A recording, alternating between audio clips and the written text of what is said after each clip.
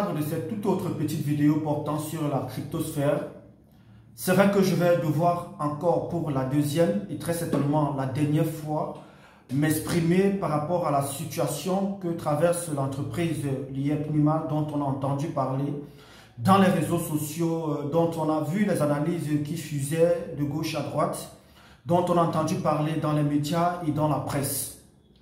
Alors, j'aimerais apporter d'autres éclaircissements, mais pour ce faire, je vais devoir m'appuyer sur une sortie qu'a fait notre confrère sur son compte Twitter, où il essayait ici en 6 points de démontrer qu'il n'y a plus rien à espérer de cette crypto-monnaie.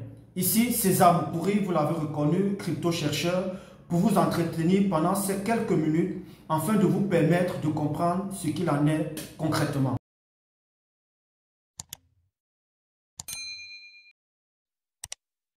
Alors, par rapport à ce premier élément qui est de dire que l'entreprise n'a pas été auditée, il a parfaitement raison lorsqu'il évoque ça, il a parfaitement raison, mais il faut dire que l'entreprise, par contre, qu'il évoque dans le développement de cet élément, il faut dire que l'entreprise en question n'est pas habilitée à auditer et à surveiller les entreprises opérant dans le secteur de la crypto-monnaie et surtout en Afrique.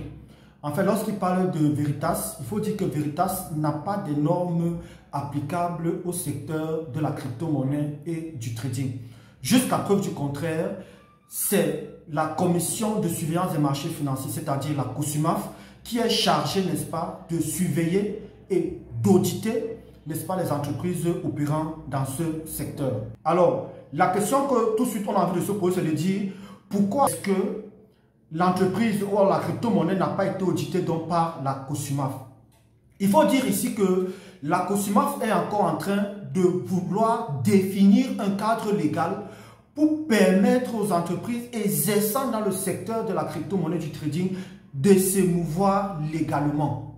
Et c'est d'ailleurs pourquoi l'on peut observer que en Afrique, toutes les entreprises fonctionnant dans ce secteur n'ont pas encore obtenu d'agrément ou alors de licence de fonctionnement dans ce secteur. Tout simplement.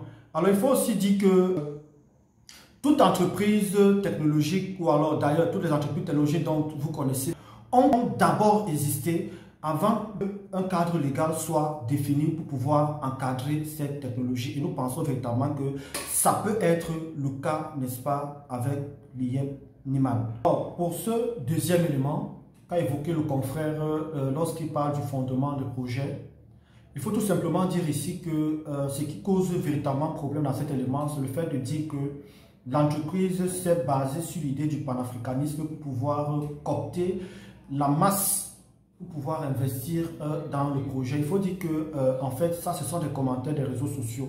Parce que lorsque vous rentrez dans le livre blanc, qui est, n'est-ce pas, ce document, qui est censé vous renseigner officiellement sur ce que l'entreprise compte faire, vous vous rendez compte qu'effectivement, l'entreprise se penche au moins sur 4 secteurs d'activité. Et dans ces 4 secteurs d'activité, il y a déjà des secteurs d'activité qui sont déjà opérationnels. On peut par exemple voir la compagnie aérienne, on peut par exemple voir l'immobilier qui est déjà là, on peut déjà voir, n'est-ce pas, au niveau de l'agriculture ce qui est fait, et même au niveau même de la fintech, ce qui certainement sera fait.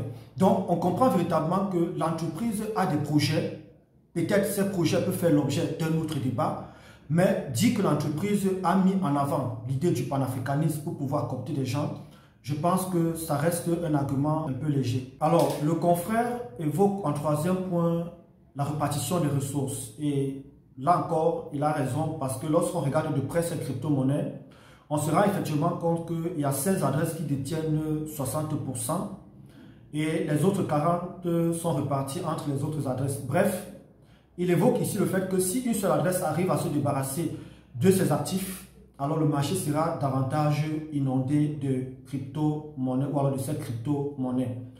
Alors, s'il est vrai qu'il existe la présomption d'innocence, on va tout simplement supposer que ces 16 adresses appartiennent à l'entreprise en question.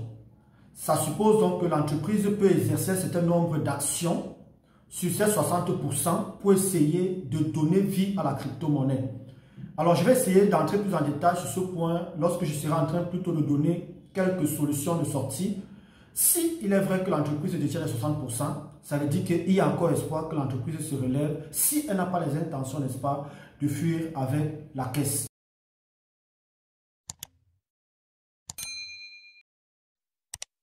Pour ce quatrième point qu'a évoqué notre frère lorsqu'il parle de l'incompréhension qui est entre le livre blanc et la blockchain, il faut tout simplement dire qu'il faut faire encore très attention lorsqu'on fait une telle analyse parce que il faut comprendre que pour une entreprise comme celle-ci, d'abord fonctionner sur un système de placement d'argent. C'est-à-dire que vous venez placer de l'argent dans son entreprise et ensuite vous percevez des revenus. Là, sur ce système, on peut comprendre qu'elle a pu avoir 300 000 utilisateurs.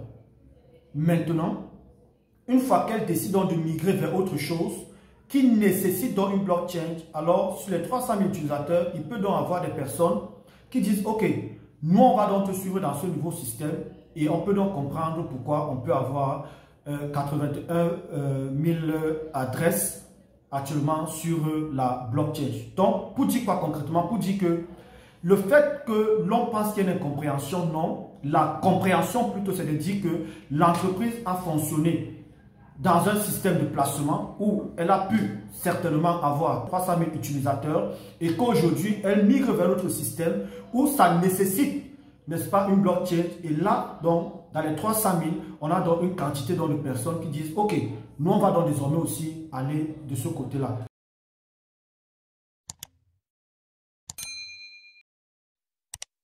Alors, au cinquième point, on peut constater que le confrère met ici le fait que la COSUMAF aurait mis en garde les entreprises opérant dans ce secteur. Et parmi ces entreprises, il y avait l'entreprise l'IEP Nimal. Et bien évidemment, il a raison parce que effectivement cette note avait été publiée dans les réseaux sociaux, dans les médias, et nous avons tous vu cette note-là. Il était clairement dit que les utilisateurs, les promoteurs devraient faire très attention par rapport à ce secteur parce qu'ils n'ont pas d'existence légale. C'est tout simplement normal parce que l'entreprise est en train de faire son rôle. En tant qu'organe de surveillance de ce secteur, ne doit que faire son rôle de gendarme, c'est-à-dire attirer l'attention. Comme pour dire quoi? Comme pour dire que la COSUMAF était dans son rôle. Et ce rôle-là peut se comprendre sur le fait que c'est une façon de mettre la pression à ces entreprises, de pouvoir se rapprocher davantage auprès d'elles pour qu'elles commencent déjà à travailler pour mettre en place un cadre légal. Et c'est d'ailleurs pourquoi on peut observer que le gouvernement camerounais, la COSUMAF, avec SIM, ont eu une séance de travail pour essayer véritablement de mettre en place ce cadre-là pour permettre aux entreprises de se mouvoir légalement dans ce secteur d'activité. C'est un peu comme un jeune garçon qui tourne auprès de votre fille que vous constatez.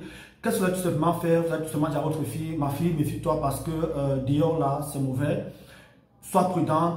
Donc, c'est comme vous pouvez faire ça avec votre fille, c'est la même façon dont la COSUMAF s'est positionnée en disant, faites attention, vous utilisateurs et vous aussi promoteurs d'entreprises, de ce secteur-là. Pour moi, c'était tout à fait normal, cette sortie, mais ça ne veut pas dire que cette mise en garde disait tout simplement que c'était une entreprise d'arnaque. Non, ce parallèle-là, pour moi, je pense que ça ne tient pas. C'est comme si en mettant votre fille en garde, vous êtes en train de dire que forcément le garçon qui tourne là a les mauvaises intentions. Le confrère évoque ici le pompe en don. Ça veut dire qu'à un moment, on peut observer une forte accélération qui peut être justifié par des éléments positifs et un don par une forte décroissance par des éléments négatifs.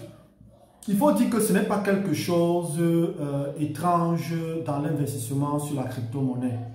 Alors, le dire comme ça veut dire qu'en fait, on ne comprend pas comment fonctionnent les marchés de la crypto-monnaie parce qu'en fait, il faut comprendre que les marchés évoluent en dents de scie et en fait, on peut à un moment observer une très forte évolution et une phase de correction. Maintenant, les phases de correction peuvent aller à des pourcentages variés. Tout dépend de l'élément qui a permis l'influence, n'est-ce pas, de ces mouvements-là. Mais ce qu'il faut dire, c'est que même les crypto-monnaies les plus célèbres comme le Bitcoin ont connu des fortes périodes de croissance et à un même moment, ils ont connu des fortes périodes de baisse. Le Bitcoin a tutoyé les 65 000 $, je pense, voire plus. Et après, je crois, il y a quelques semaines, ça allait tutoyer les 30 000 $. Alors, on se rend donc compte qu'effectivement, il y a une forte accélération jusqu'à 60 000 et ensuite, on a une chute qui allait jusqu'à toucher les 30 000. Est-ce que ça veut dire que c'est une arnaque, que ça veut dire que c'est une mauvaise crypto-monnaie? Non. C'est un phénomène naturel. Il y a des éléments qui peuvent impacter positivement une crypto-monnaie, elle va pousser à la hausse. Il y a des éléments qui peuvent impacter négativement, elle va pousser à la baisse. C'est pour ça que je dis, il faut faire très attention lorsqu'on fait une analyse sur ce secteur. C'est un secteur qui reste encore délicat et donc la mauvaise interprétation peut nous égarer complètement. Il faut comprendre que le pump en dom, c'est un phénomène naturel, c'est un phénomène normal lorsqu'on est dans la crypto-monnaie. Tout simplement. Maintenant, il y a quelques éléments qu'on peut s'interroger, on peut essayer de voir, mais ceci n'est pas suffisant pour dire qu'on a en face de nous une mauvaise crypto-monnaie. Parce qu'on en a connu celles qui ont pris de la valeur à un moment, qui ont chuté, mais qui ont repris le souffle et qui sont allées finalement vers la hausse. Donc, c'est ce que je voulais dire par rapport au pump en dom qu'a évoqué le confrère. Alors, au sorti donc finalement de cette petite vidéo, je sais que j'ai été un peu long, mais j'aimerais une fois de plus apporter quelques éléments de solution parce que j'ai fait un tutoriel là-dessus où j'ai essayé d'apporter ma modeste contribution pour essayer de permettre à l'entreprise de sortir de ces difficultés. Mais je préfère encore réitérer certains éléments et apporter d'autres éléments au regard de la sortie de notre confrère qui m'a encore davantage inspiré. Déjà de dire que en fait, le fait que l'entreprise aujourd'hui, s'il est vrai que c'est l'entreprise qui détient les 16 adresses, c'est-à-dire les 60%, alors l'entreprise a plusieurs manœuvres pour pouvoir donner vie à sa crypto-monnaie. Et pour ces manœuvres-là, il faut tout simplement aller vers des investisseurs qui seront capables de fournir de la liquidité au système. Ça veut dire quoi concrètement? Ça veut dire qu'aujourd'hui, l'entreprise a un problème de liquidité. C'est pour ça que j'ai dit qu'il faut aller vers des partenariats de qualité. C'est-à-dire ceux-là qui seront capables de vous donner une certaine viabilité en cas de crise. Donc il faut aller vers des partenaires qui seront capables de racheter, n'est-ce pas, ce grand nombre de crypto-monnaies ou de ce token-là en circulation. Donc pour moi, ça c'est un premier levier. Le deuxième levier, c'est de dire tout simplement qu'avec le fait de 60% détenus par les 5 adresses, si ces adresses appartiennent à l'entreprise, alors l'entreprise peut faire ce qu'on appelle du burning. Le burning qui est tout simplement la destruction de ces jetons. Ça veut dire que le grand nombre de jetons en circulation aujourd'hui peut tout simplement être résolu par la simple destruction de 60% ou alors de 50% ou alors d'un certain nombre. Ça veut dire que l'entreprise brûle une quantité, détruit une quantité et on se rend donc compte que l'offre aura considérablement diminué et la demande donc avec d'autres mécanismes notamment, et là ça me permet d'envoyer avec le troisième point, de mettre donc en place ou alors de vitaliser, n'est-ce pas, les différents projets que l'entreprise a lancés et compte lancer, de vitaliser cela pour permettre d'absorber la quantité de pièces ou alors les 40% qui vont rester, n'est-ce pas, en circulation, créer de l'utilité derrière la crypto-monnaie. Et enfin, et en quatrième, il faut dire ici qu'il faut mettre en place un plan de communication. Ça veut dire qu'il faut toujours communiquer avec sa communauté. Pourquoi? Parce que, comme je le disais, sans la communauté, vous n'êtes rien.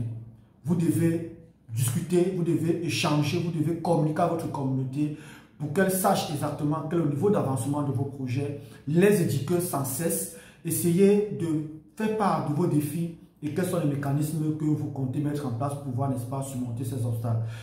Je pense véritablement aussi, et ça c'est mon avis personnel, qu'il y a certaines actions que nous ne devons pas entreprendre pour l'instant en Afrique, sinon on peut avoir fait un travail d'éducation. Il faut comprendre qu'en Afrique, on a encore un problème de manger, on a encore un problème de loyer, on a encore un problème de facture, de fin de mois. Il faut comprendre véritablement que la crypto-monnaie reste un domaine encore très sensible. Et du coup, prendre certaines actions pourrait être néfaste pour votre entreprise, pour vos projets. Une fois que la crypto-monnaie a pris quelques centimes, quelqu'un va se rappeler que voilà, il doit scolariser l'enfant. Il va tout simplement aller vendre sa crypto-monnaie. Et c'est d'ailleurs ce qui s'est passé. Une fois que la crypto-monnaie a pris quelques centimes, alors tout le monde a vendu parce qu'en fait, les personnes avaient des problèmes à résoudre.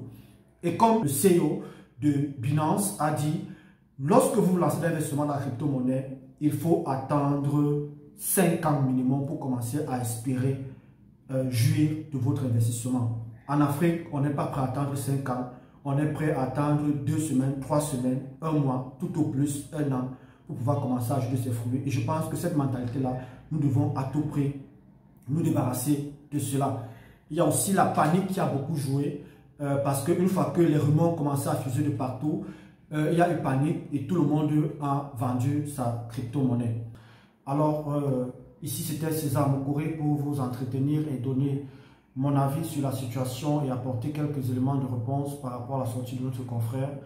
En fait, je suis celui-là qui, au lieu de voir un verre à moitié vide, je préfère voir ce verre à moitié plein.